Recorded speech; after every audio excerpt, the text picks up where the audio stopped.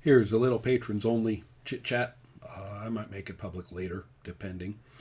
About the possibility, it's not known, but the possibility that I'm trying to reinforce with, little magical thinking. If I talk about it, then, it'll become more likely of playing Star Trek Adventures with the wonderful Anthony Boyd, who has a lot of experience with that game and also with thinking about Star Trek as a role playing phenomenon.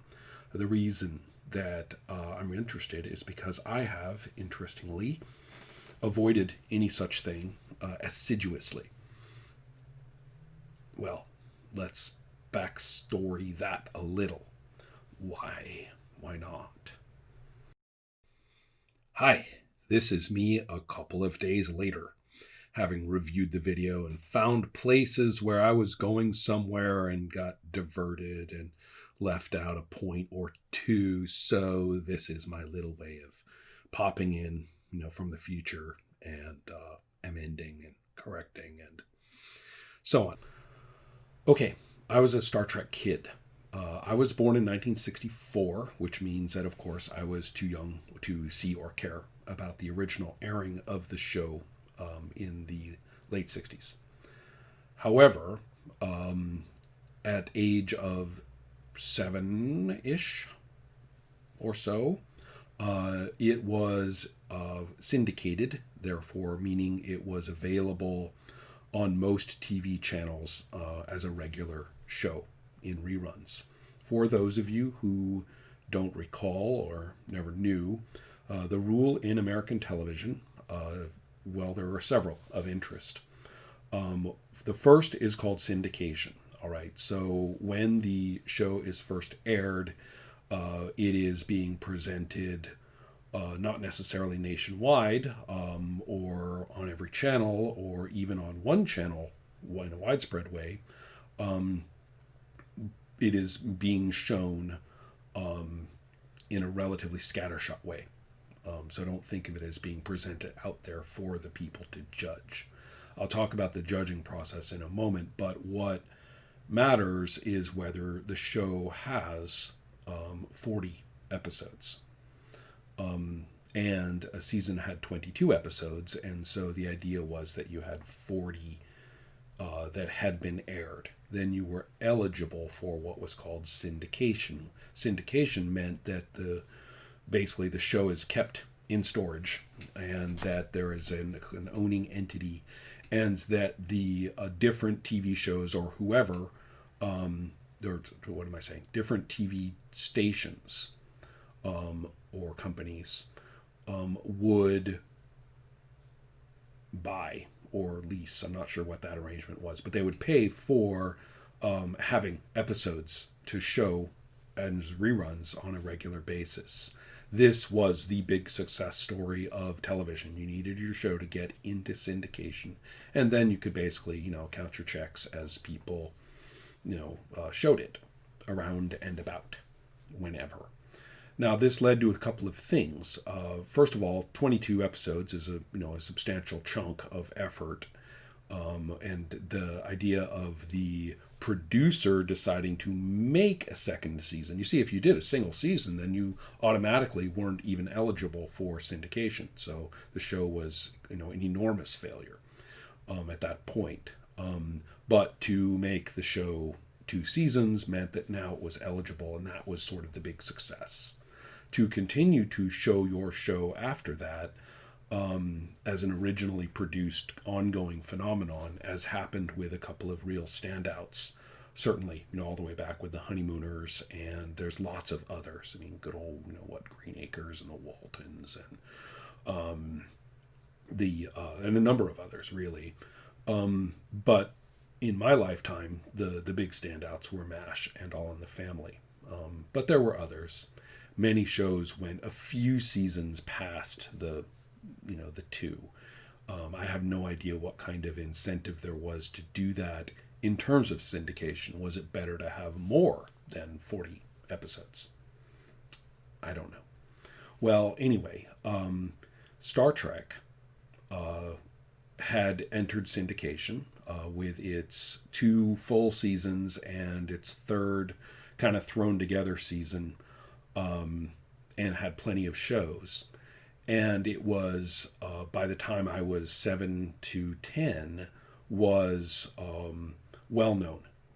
And in fact, in my area, and given to understand this was common for a while, it actually played twice a day at 4 p.m. and 6 p.m.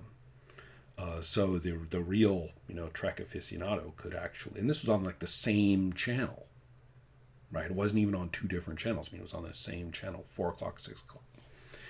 The real Star Trek could, happily, indulge themselves 10 times a week, which pretty sure you couldn't do with a whole lot of TV shows at that time. And yet, it is quite possible that, it was well recognized as a quirky habit. Do you like Star Trek? Is a question that Trek watchers, would ask others at some point during meeting them, very much along the lines of, do you have the kink too? And so the widespread knowledge of it as a show out there was there. Knowledge of it was far less, you either knew it or you didn't. You either cared, or you didn't. This is actually before the convention scene hit, or right about the moment when it hit. I actually attended one of the first major Star Trek conventions in the Bay Area, 1975, just after the Federation Trading Post had opened in Berkeley. So anyway, lots of other stories there. I remember when the first convention began, and I, at a single-digit age, was fraught with agony that I could not go. I mean, it was right there in California, for God's sake. It wasn't over in New Jersey or something. I mean, it was in the Bay Area. It's not like it was down in L.A. Why couldn't we go? It's today. That didn't go over well in the family, and I was very, very distraught. Only slightly assuaged by Leonard Nimoy appearing for a signing appearance at the opening of the first condo complex in our neighborhood. No great thing to celebrate, I might add, but on the other hand, it was Leonard Nimoy, and of the rather massive line, thousands of people in line to talk to Leonard Nimoy for 30 seconds each, I was second in line, I assure you, and spoke with Mr. Nimoy briefly. This was 2nd grade, so I'm thinking I was 8. Is that right? 2nd or 3rd, maybe? Well, anyway, I was, I considered myself, rather the insider, as far as this sort of thing goes, due to such things. And so I was also prohibited from watching, quite to a very great extent, prohibited from watching most television, period. That was sort of a given. There were things that the family would watch together, MASH and All in the Family, both of which were points of discussion, very teachable moments in them, lots and lots of discussion from there. Later, no surprise, Good Times and Barney Miller. For those of you who are familiar with the politics of those shows, you can kind of see which way this is going. My parents liked the Smothers Brothers, speaking of my mom and my stepdad, who were in trouble politically like every week at that point. And there were a few others. We debated on whether, Flip Wilson was funny or a sellout, a Tom.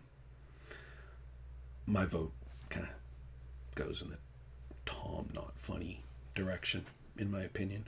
But anyway, there's stuff like that. So our family, we engaged with TV as politics, as this is serious business to, rip apart or have opinions about or care about characters and stuff like that.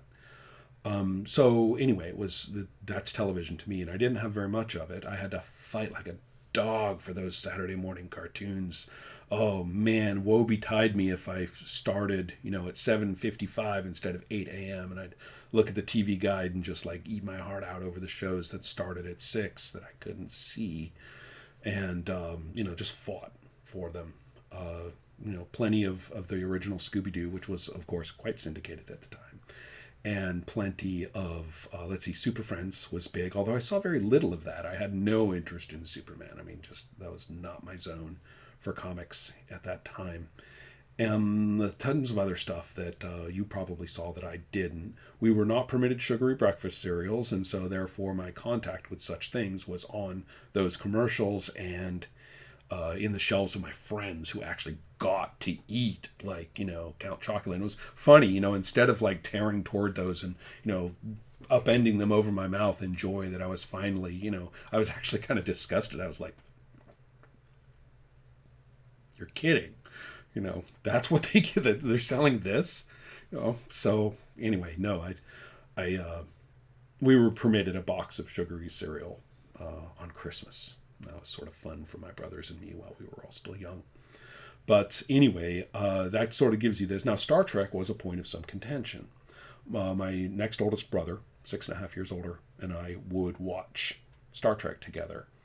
And he was, I think, accurately aware of the tensions that the show confronted, expressed, stumbled over, and many other things, and yet was aware at this point that his weird little brother was perfectly capable of engaging at that level, and so we would talk about it sometimes, and still has great memories of watching Star Trek with me. Believe he was the one who actually gave me the DVDs when they became available, which was nice of him. Now for this part about watching TV and Star Trek with my brother. This is what I was aiming toward with that account, which is that my mom, of course, ever attentive to the destruction of my mind by television and its various content, for which I'm kind of not entirely, opposed to, because basically no one else did that for their kids, and I watched their minds all turn to pudding. So, maybe she had a point. Well, okay, but in regard to Star Trek, that's different, because my brother and I were convinced that she lurked outside the door of the TV room and waited for the fight music, dun, dun, dun, dun, because inevitably we'd be watching Star Trek, we'd be really into it, and the fight scene would start, and bam, my mom would appear like this apparition and say, "Oh, look, it's violent. I told you Star Trek is a violent show. It's bad. You need to get off this violent TV." And my brother and I would plead with her and say, "Mom, this is about something. This is about love, or this is about, the gender confrontation. This is about the over-mechanization of justice. It's anti-militarist. It's about, this machine that has been the perfect war machine. No, come on, Mom, this is about stuff." And sure enough, though, I mean, whenever she walked in, somebody was trying to bludgeon somebody, and so that was just an ongoing fight and dialogue for years. So what else? Well, clearly, I, being me, researched what I could. First things first, we're going to get those James Bliss, fictionalizations of all the episodes, and few books in, realizing how wretchedly bad they were. What interested me, though, is that, as I learned, he wrote them from the scripts, and it gave me an early lesson of how what gets shot and hits the can and shown. The script is only a contributor along the way, and often not that good a contributor, or not that major a contributor. And so it was quite interesting to read the fictionalization and say, well, that's definitely not what happened in that episode, and you learned a little bit about that. The books that taught me about that process, not just of the fictionalizations, but of the process of television, are actually extremely significant. I did not take the time to go dig them off the shelves. My books are not in order, a source of extreme physical pain to me daily. But they're here. I saw them. And one of them is Ghost, written by Roddenberry, and contributor Whitney. Can't possibly be Eli Whitney of the Alien thingy, but whatever. Anyway, I'll have to double check that. Goodness, what a horrifying thought. But anyway, it's by somebody named Whitney, and Roddenberry, with Gene Roddenberry or something like that on the cover. Obviously, we were talking about Stephen Whitfield and not Eli Whitney, for which I am profoundly grateful.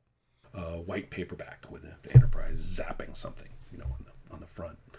Oh yeah, remember the map of the Enterprise that came out? It was called like the manual, the USS Enterprise manual or something, that came in this plastic snap case, and it was these enormous maps of the Enterprise. And it was also interesting. That was another lesson, right? That I'm looking over all these maps and I'm thinking about the show. I'm like, the show doesn't really follow these maps. And that was kind of an interesting example to me about how fandom makes something far more logical, far more coherent, far more designed, far more, documented than the creative material that they're fans of. So the intensity of what then were called Trekkies could be quite interesting. Fandom boomed at that point. I mean, just really, really boomed. Star Trek was a big piece of it, but it also had a lot to do with Marvel Comics, and it also had a lot to do with the change in publishing, which was no longer dominated. In fact, had just shifted from being dominated by specific editors who basically completely ruled the roost of what would not be called science fiction.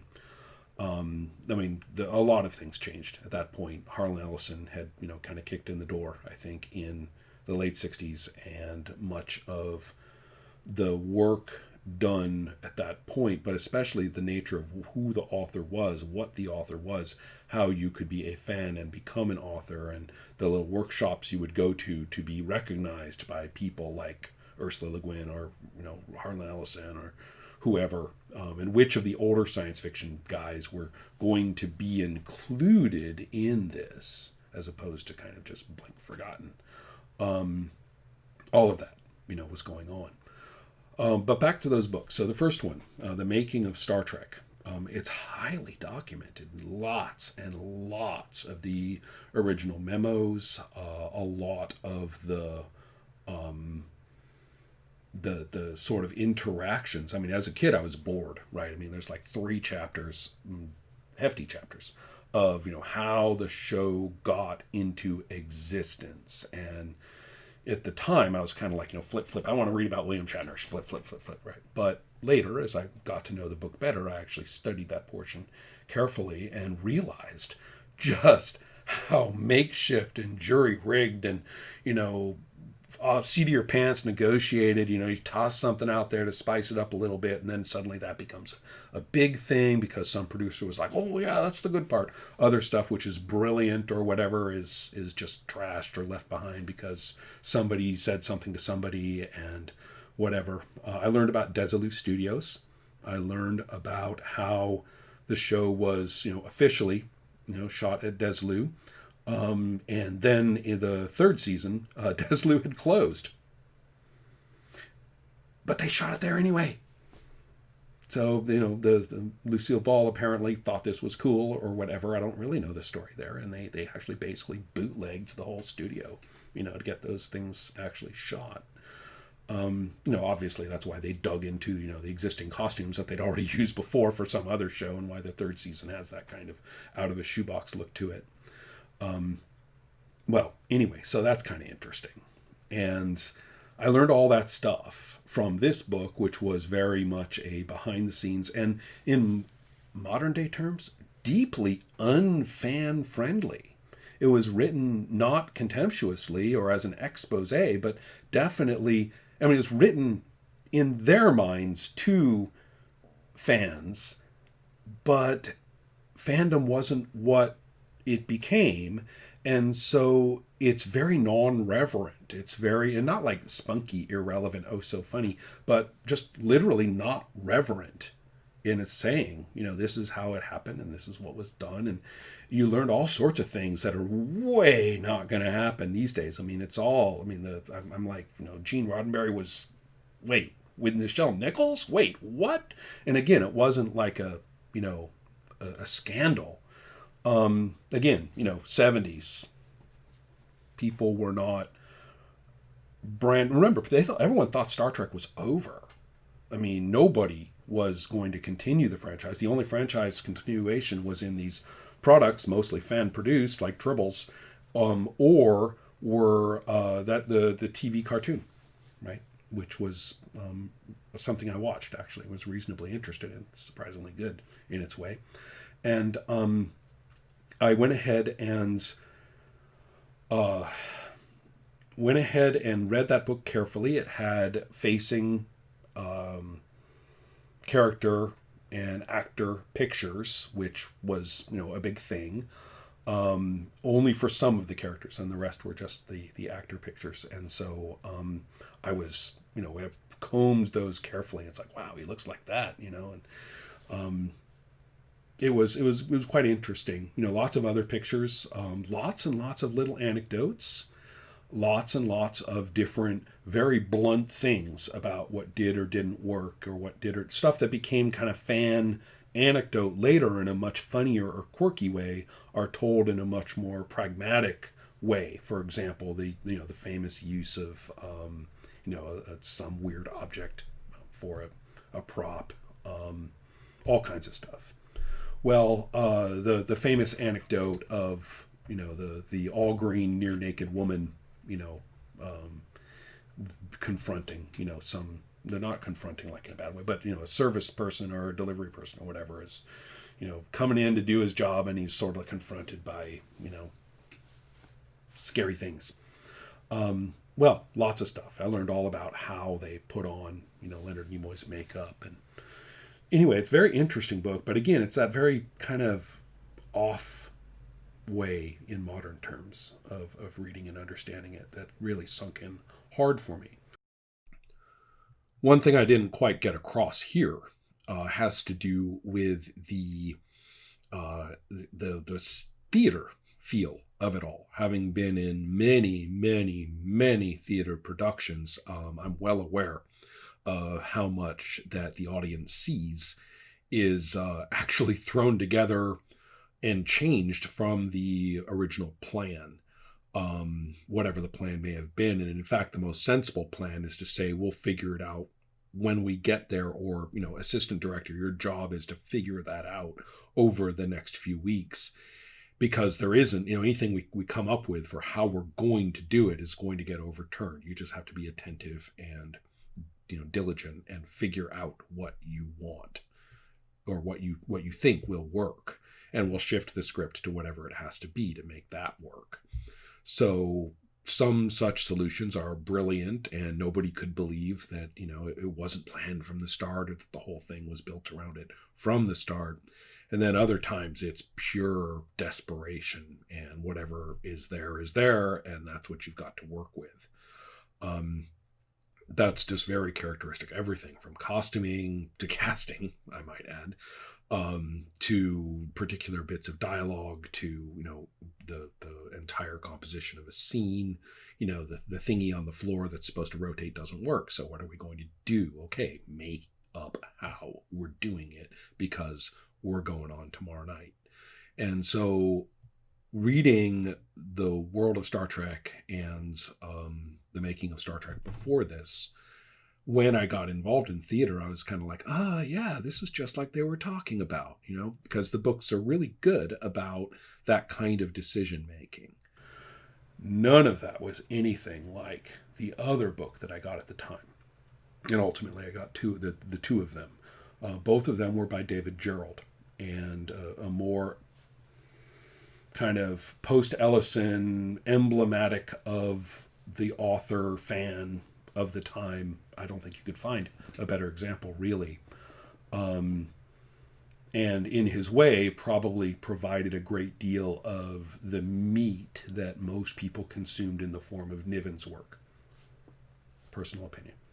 So, what I'm trying to say is that he wrote 2 books at the time.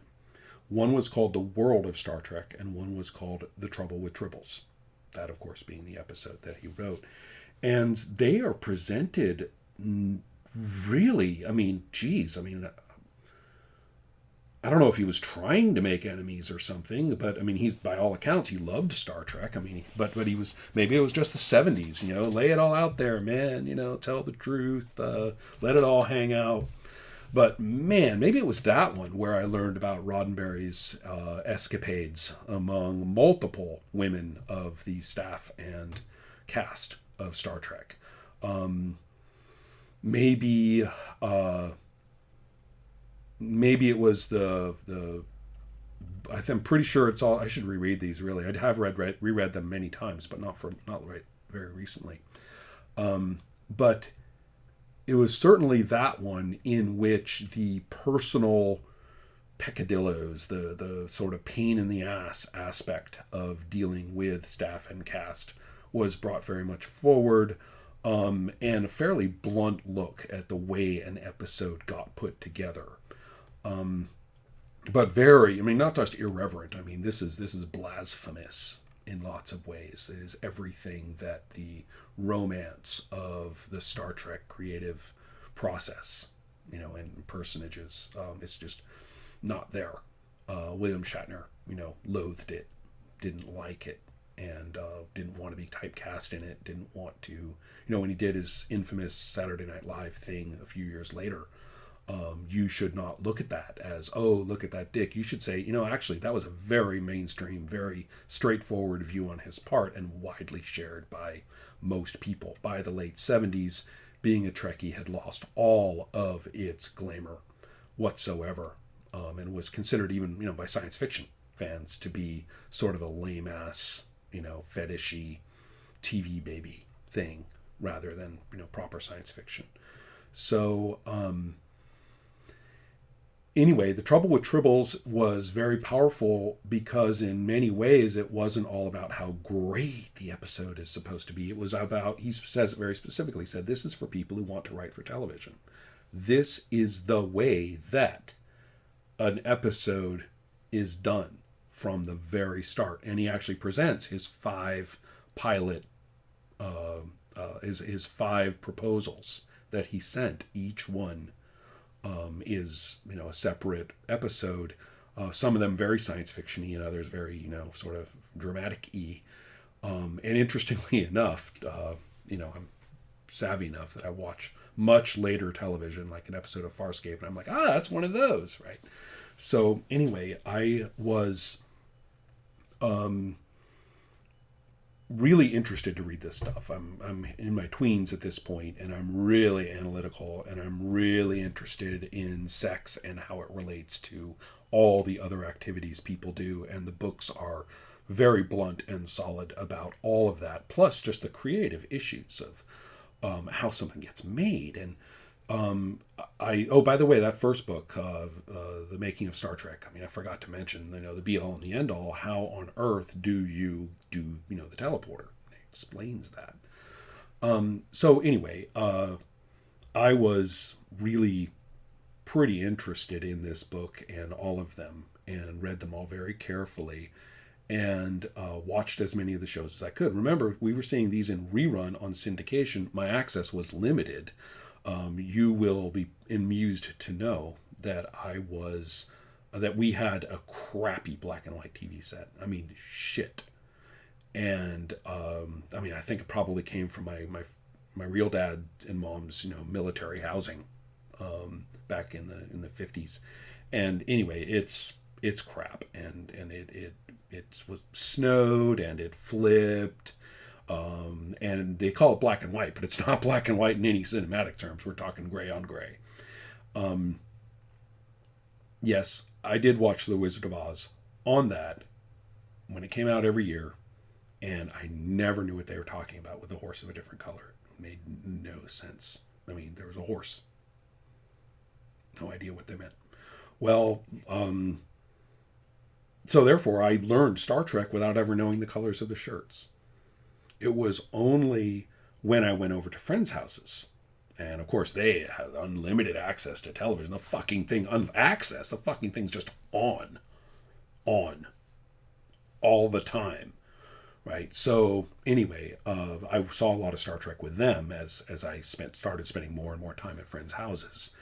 And that's when, the brilliance of the lighting and the bridge and the colorfulness, the extravagance of the colorful things on planets and the highly, kind of communicative shirts and all that stuff. But I also at that point had been reading these books, and therefore I was really interested in, like, okay, so he's wearing the V-neck because they talk about that V-neck, why it got included. They talk about the nature, how hard they had to work to make the find just the right velour for those shirts. And so I'm watching, okay, that's an early episode. Look at those shirts, those, they don't have them right yet.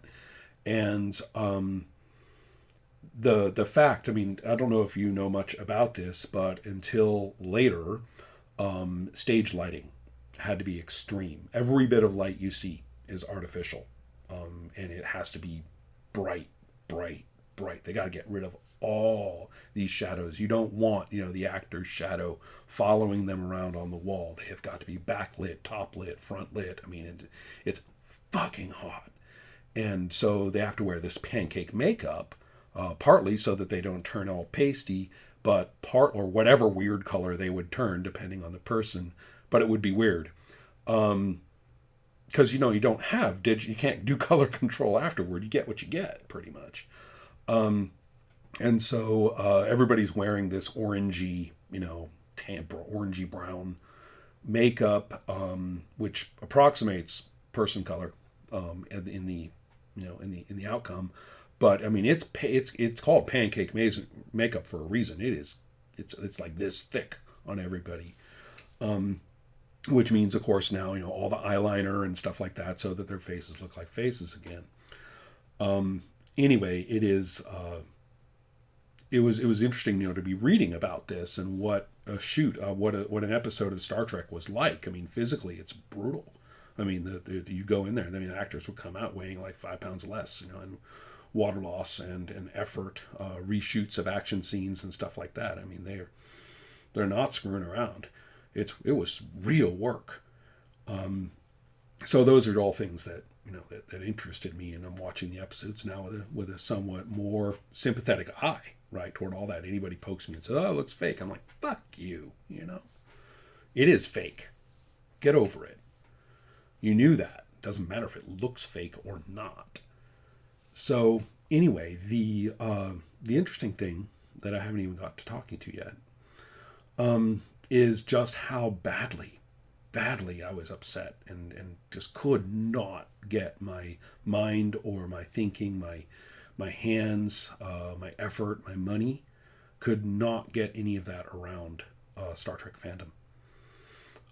When I went to college in 1983, I met a guy, Tom, who was heavily into Doctor Who and Star Trek. And he had all the fan materials and, the novelizations that had come out at that point. And he loved the movie. The movie was his big thing. I mean, he explained to me, the fan backstory, and then the book, the canonical book backstory of all these different characters. I think isn't there the dude in the first or second movie or something gets killed in some kind of accident? He's like this ensign, and he's all cute and bubbly, and then he's like, slaughtered or something, and whatever. Anyway, apparently there's like a whole fucking series of novels about that guy. Well, I was really not taken. I saw the movie when it came out. My brother and I went to go see it. We were like, a Star Trek movie, It ain't that good, a movie. Like, as a movie.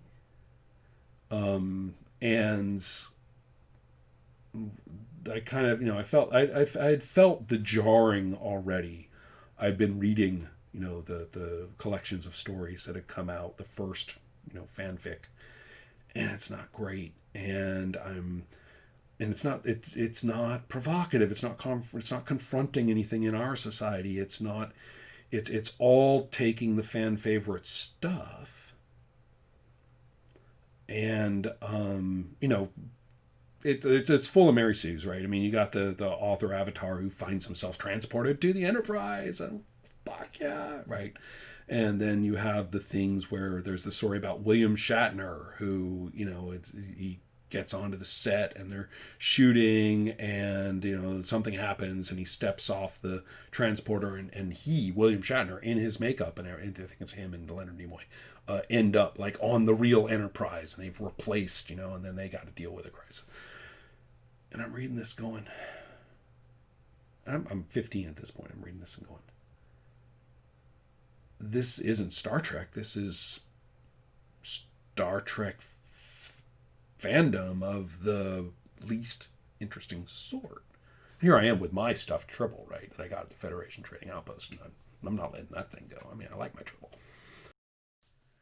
Let us not forget the Mego action figures. I mean, come on, people, this is some awesome stuff here. Those action figures were a big thing in the mid-70s, and I was, man, at age 11 and 12, I was just right on the Planet of the Apes, the Star Trek, and the Marvel Comics.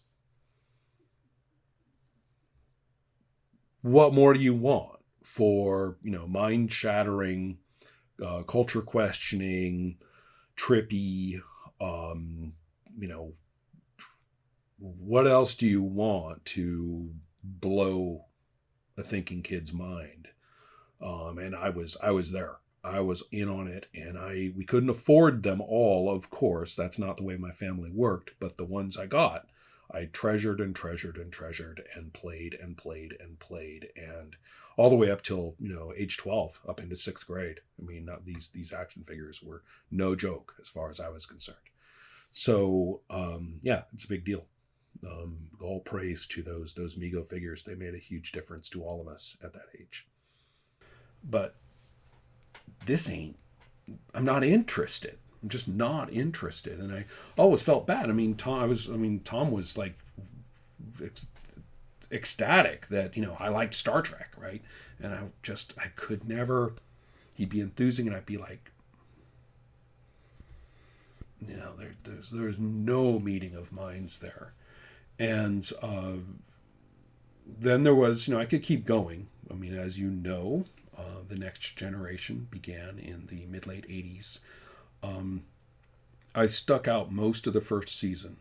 My girlfriend at the time was similarly inclined as me, and actually had a much better background. I mean, she'd seen all the Twilight Zone and the Outer Limits, and which I've never actually managed to, sit down and like get my hands on all of those, which I very, very really ought to. But the point, I mean, she recommended, was the first person to recommend to me the original presentation of V, right? The first bits of it. I saw them years and years later, and I was like, oh wow, I should have listened to her a long time ago.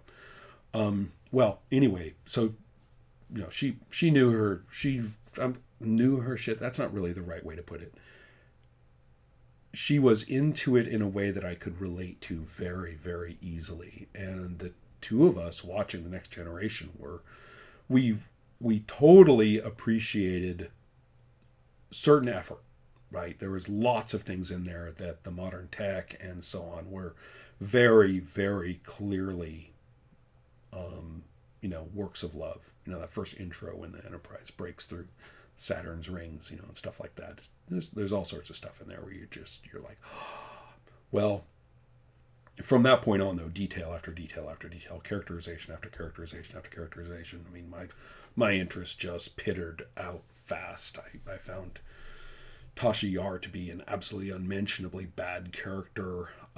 Data was, flickers here and there of some kind of idea at work. One stalwart actor, determined to carry this fucking thing no matter what it took, and so on. But what it wasn't was it didn't relate to society in the same way, and when it tried, it was agony, it was preachy, it was shallow, it was every position it took was very much a, kind of both sides, and this, and it was really, really intolerable from the standpoint of somebody who had encountered the rather brutal, incoherent, because of the multiple writers, right? You've got Jerry Pournelle enthusing. I mean, it's supposed the Doomsday Weapon is supposed to be this dreadful. Well, that one's by Norman Spinrad, actually, right? That one's the Doomsday Weapon is this dreadful thing. And then there's the one by Jerry Pournelle, which is all about, this is a fucking awesome Doomsday Weapon, right? And many other things. But before I'm not going to just crank on the later ones. I just like to say I loved this old show in the 60s. You might have heard about it. It's not very well known. It was called Star Trek. Great, great period science fiction. Just amazing stuff. Blew the lid off stuff. Had a huge influence on science fiction since then. Probably never heard of it. That's kind of how I like to look at Star Trek. And then the franchise is something else. And now you can talk all about all the members of the franchise, the movies, and et cetera. You can talk all about that. But I'd like to focus on what became of the content of the first series. It's pretty straightforward. The second movie rewrote everything, just like everything in the early 80s, just like everything. Rewrote history and rewrote the future simultaneously. And it all became true to everyone. So the characterization of James T. Kirk as the one who had beaten the Kobayashi Maru test. Snap. Bam. Just snap. That's him.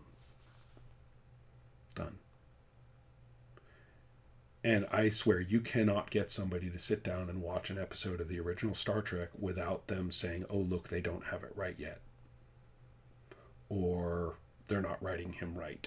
Or all sorts of things. Just all sorts of things. What was chosen to be original series material that would be treated as, quote, real in the next generation is extremely telling. I suppose I don't have to tell you. If I have to tell you, I'm sorry. I wish I didn't. That the Prime Directive was a throwaway for a single episode and was only picked up as a more present feature simply because they were recycling plots for the third season.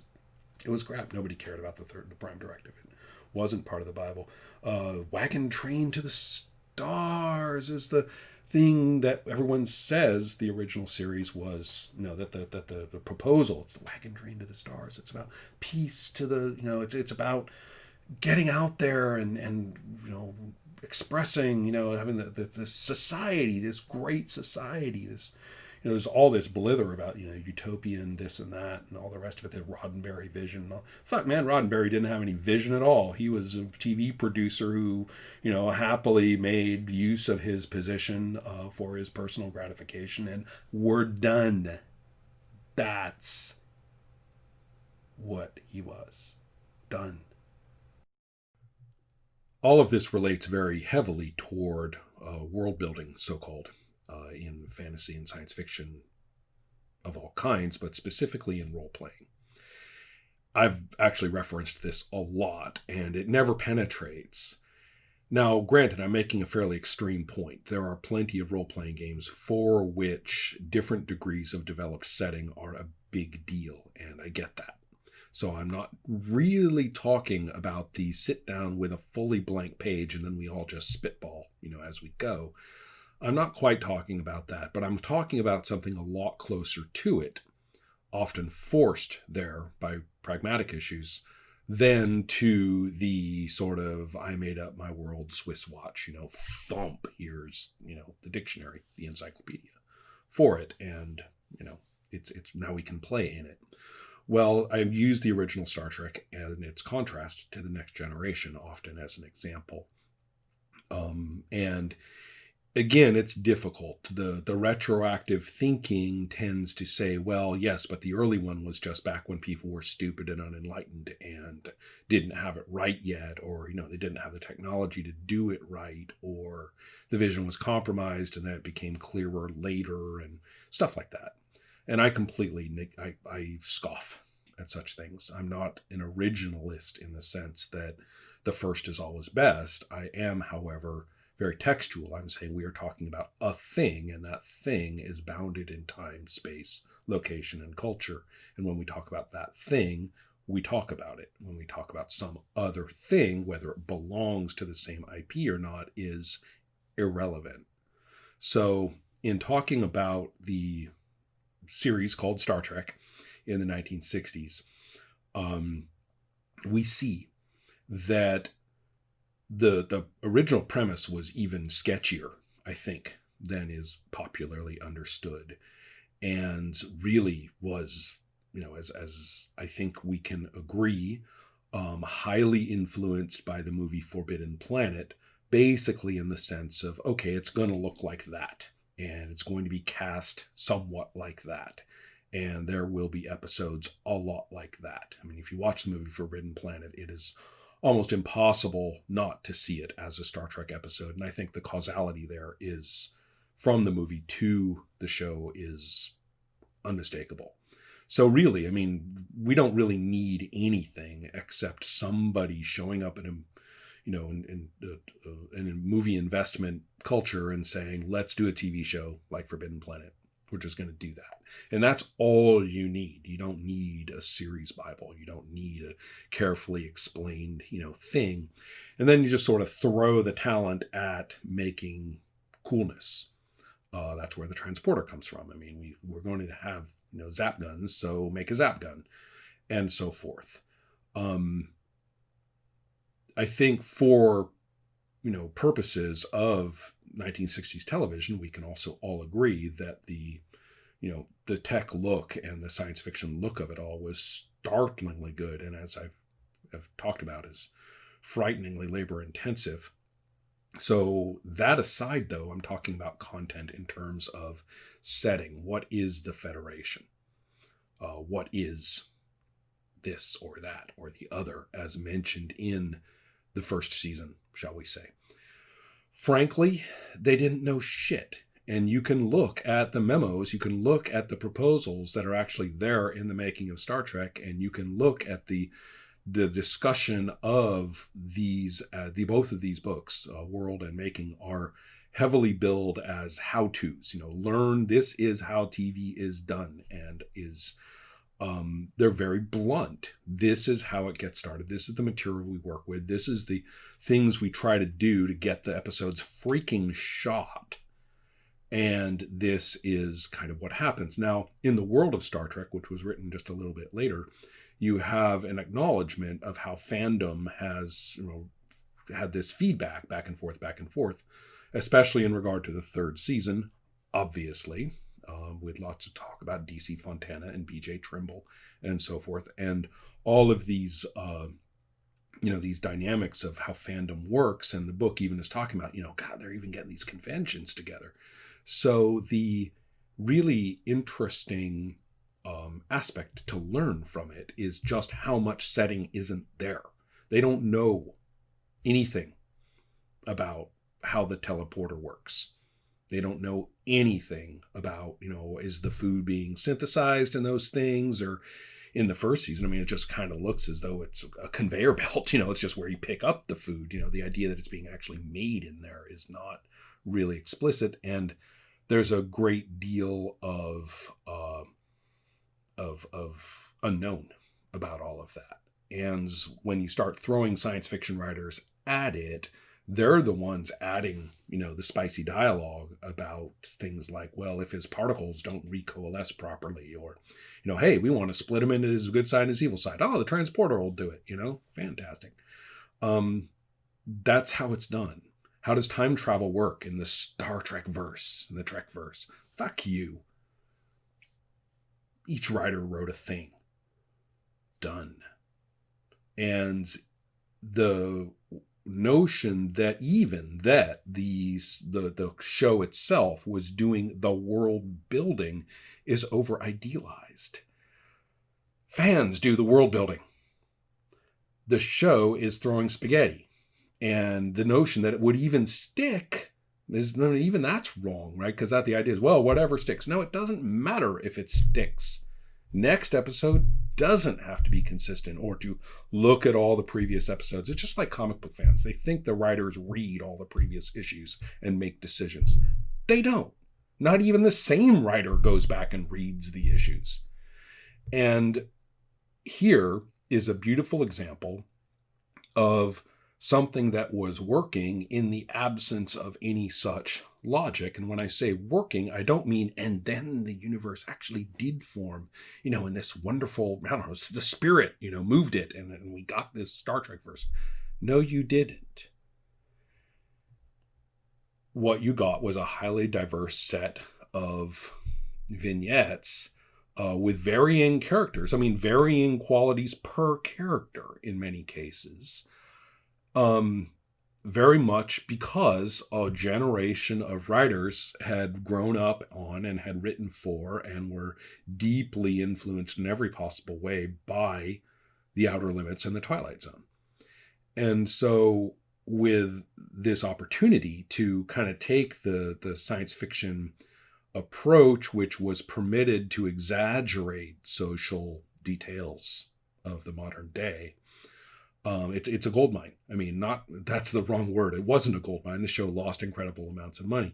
It was much more of a cultural door that could open, and I think very much did. But that's Star Trek. There's no verse. And all sorts of other things, the Prime Directive being a fine example, but the characterization of Kirk being very important in this regard. We'll start with McCoy. We're talking about DeForest Kelley, a veteran of many a Western, as I'm sure you can imagine. And in my opinion, probably, of that original cast, probably the real actor, the real professional of the bunch.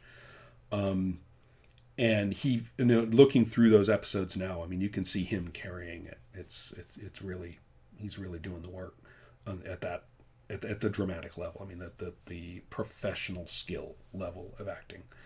And he had a limited range of characterization to work with, and therefore presented it, with a sledgehammer every time. And occasionally, an actor would remember that he was supposed to be Southern or something, but that was kind of it. The point being that it was very consistent.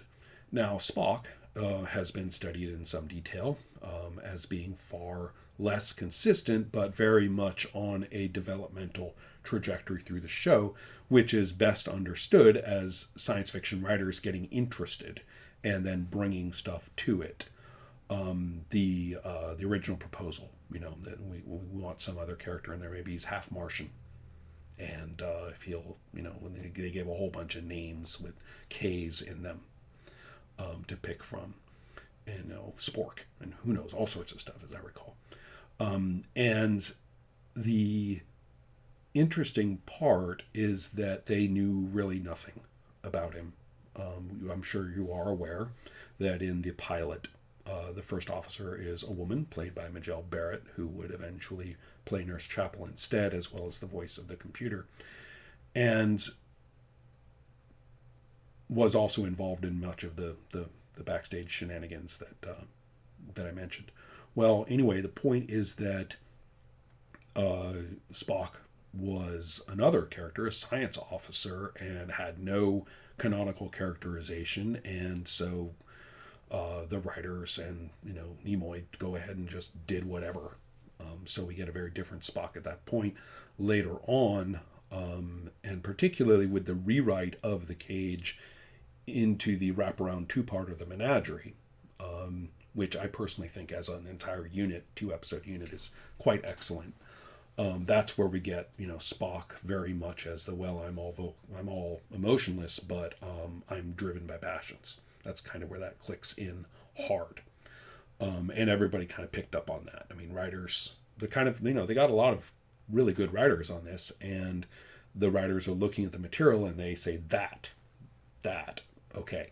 And so they develop that more and more and more. And Spock is, frankly, I mean, he's not, the Spock character as a trope. I mean, Spock's not a Spock. He's very much a raging, lava pit of ferocity of all kinds. And so the writers just went to town on that, of course. If you want to look at the ongoing thing of the raging warrior race who are barely disciplined with their, their code, you don't look at the Klingons, you look at the Vulcans. So the interesting point, though, is that and Nimoy, in my opinion, was also very professional and took it as a challenge to do all these things. And of course, they wrote weirder and weirder things like, okay, you're going to play this part without your brain. And he's like, okay, right. So, but he told me himself, if you will, if you care, and if you, however you want to take it as sincere or not, that he very, very much liked the Naked Time and Amok Time. That he really loved the Spock emotes episodes, and was kind enough, to say so to a little boy. So good on him. So the interesting part, though, is that Kirk is written as needed by the episode. It's not even by the writer; it's by the episode. If the episode wants him to be a militarist, career man for the Federation military, then he is. If the episode wants him to be a humanitarian, ethical, the ethical guy in the middle of all this, then he is. If he is to be the man of action in the travails of the moment, then he is. And it is done extremely variously. I mean, I'm with the whole, Wrath of Khan characterization in your head, it may be difficult to go and even watch any of these episodes and understand what you're looking at, which is that way that Kirk is in that episode. There are over 80 episodes, and I'm willing to bet you that there are almost as many Kirks. And that's what it was. So and that's how anybody wanted it. I mean, nobody cared. Nobody was thinking in terms of Kirk as a character.